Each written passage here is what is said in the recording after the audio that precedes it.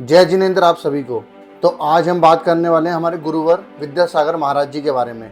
आज हम बात करने वाले हैं उनके तप, परिश्रम के बारे में। उनके कठोर तप और संयम को देखकर पूरा भारत उनके चरणों में नतमस्तक हो चुका है। वो सदी के महानतम संत हैं। आज मैं आपको उनके कठिन तप और त्याग के बारे में बताऊंगा, जिसको देखकर आपके रोंगटे खड़े हो जाएंगे। ऐसा तप और त्याग जिसे देखकर खाली जैन धर्म ही नहीं, बाकी धर्मों के लोग और समुदाय के लोगों ने उनको अपना गुरु बना लिया है। पूरा जानने के लिए इस वीडियो को अंत तक देखें। जैन धर्म आजकल कई धड़ों में बढ़ चुका है, लेकिन इसके बावजूद भी आचार्य श्री के सामने सभी एक मत में शीर्ष झुकाते हैं। इसके पीछे एक बड़ा कारण उनकी साधना और तप है। उनका जन्म सन 1940 में कर्नाटक में हुआ था। आचार्य श्री ने सन 1968 में 22 साल की उम्र में दीक्षा ली और तब वह विद्याधर से विद्यासागर बने थे और सन 1972 में उनको आचार्य की पदवी मिली। तभी से वह रात्रि में मौन व्रत रखते हैं। वह दिन में एक बार आहार और जल ग्रहण करते हैं। आज के समय में हम लोग 5 से 7 किलोमीटर पैदल नहीं चल सकते हैं। थोड़ी सी भी गर्मी और सर्दी सहन नहीं होती, लेकिन महाराज श्री,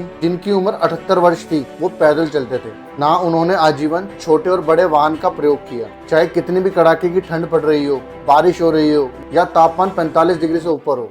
तो बड़े दुख के साथ बताना पड़ रहा है कि कुछ समय पहले गुरुवर ने 78 वर्ष की उम्र में संलेखना विधि से अपना शरीर त्याग दिया है। और आज आप लोग उनसे सीख सकते हैं कि समर्पण का शिखर कैसे प्राप्त होता है, जिन्होंने छत्तीसगढ़ के चंद्रगिरी तीर्थ पर समाधि ली। बताया जा रहा है कि उनको पहले ही देह त्यागने का आभास हो गया था, इसलिए उन्होंने 3 दिन पहले ही अन्न और जल का त्याग कर मौन व्रत ले लिया था। और इसी त्याग को हम संलेखना विधि कहते हैं। संलेखना शब्द का अर्थ होता है अच्छाई का लेखा जोखा। यह जैन धर्म की एक पवित्र प्रथा है, जिसमें स्वयं इच्छा से, बिना शोक, बिना कष्ट और बिना दुख के मृत्यु को स्वीकार किया जाता है। और आचार्य श्री विद्यासागर जी ने बिल्कुल ही ऐसा किया। उन्होंने हमेशा दुनिया को हैरान किया है। उनका जीवन इतना विशाल और विचारों की गहराइयों से भरा हुआ था कि उन पर 56 PhD हो चुकी है। और उन्होंने भी 398 लोगों को दीक्षित किया। और वो हमेशा से अपने विचारों को लेकर बिल्कुल स्पष्ट रहे।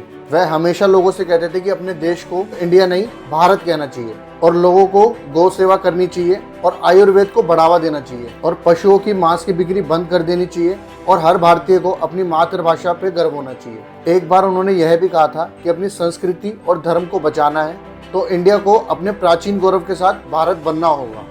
और आचार्य श्री विद्यासागर जी का जीवन इसलिए भी अलग था कि उन्होंने दूध, दही, चीनी, मेवा, नमक, सब्जी, फल का त्याग कर दिया था। और लोग तो ये भी कहते हैं कि उन्होंने आज तक पैसों को हाथ भी नहीं लगाया। और वह अपने जीवन में सोते भी एक लकड़ी के तख्त पे थे। उन्होंने जीवन में कभी भी गद्दे का इस्तेमाल नहीं किया। जब मोदी जी इनसे मिलने पहुंचे थे तो इन्होंने मोदी जी को भी एक प्रस्ताव दिया था कि इंडिया का नाम चेंज कर भारत कर दिया जाए। तो देशवासियों की तरफ से संत शिरोमणि आचार्य श्री 108 पूज्य विद्यासागर जी महाराज को श्रद्धा पूर्वक, आदर पूर्वक नमन करते हुए श्रद्धांजलि देता हूं। उनके संलेखन समाधिस्थ होने की सूचना मिलने के बाद उनके अनुयायी शोक में हैं, हम सभी शोक में हैं। यह वीडियो मैं इसलिए बना रहा हूं कि उनके सिद्धांतों को लोग अपने जीवन में अमल कर सकें और खुशहाली की जीवन जी सकें और अपने धर्म और संस्कृति की रक्षा कर सकें। अगर वीडियो पसंद आई हो तो सभी के साथ शेयर करें। जय जिनेंद्र।